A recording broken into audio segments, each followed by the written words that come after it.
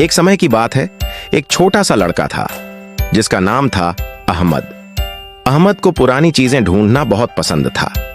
एक दिन वो अपने नाना के पुराने कमरे में खेल रहा था, तभी उसकी नजर एक पुरानी सी अलमारी पर पड़ी। उसने अलमारी खोली और अंदर रखी थी एक मोटी धूल से भरी जादुई किताब। उस किताब का नाम था गुमशुदा परियों की कहानी। जैसे ही अहमद ने किताब खोली, एक चमकदार रोशनी फैली और किताब के पहले पन्ने पर लिखा था, जो यह कहानी पढ़ेगा वो परीलोक में कदम रखेगा। अचानक दीवार में एक चमकता हुआ दरवाजा बन गया। अहमद थोड़ी देर हिचकिचाया, फिर धीरे से दरवाजा खोला और पहुंच गया परीलोक में। वहां के फूल बातें करते थे, तितलियां गाना गाती थीं और हवा में खुशबू तैर रही थी। लेकिन सब कुछ खुश नहीं था। परीलोक की रानी बहुत उदास थी।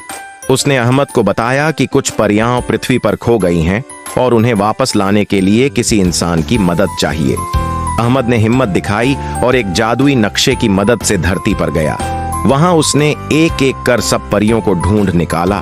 किसी को बच्चों की हंसी ने आजाद किया तो किसी को एक सच्चे दिल वाले बच्चे ने। आखिरकार जब सारी परियां वापस लौट आईं तो परी रानी ने अहमद को कहा, तुम अब हमारे सच्चे दोस्त हो, परीलोक के रक्षक। अहमद अपनी दुनिया में लौट आया, पर अब वो जानता था जादू की दुनिया बस एक किताब के पन्ने जितनी दूर है। अगर आपको ये कहानी पसंद आई हो तो लाइक करें, शेयर करें और हमारे चैनल को सब्सक्राइब करना न भूलें, ताकि आपको और भी प्यारी इस्लामी कहानियां मिलती रहें। Twinkle twinkle.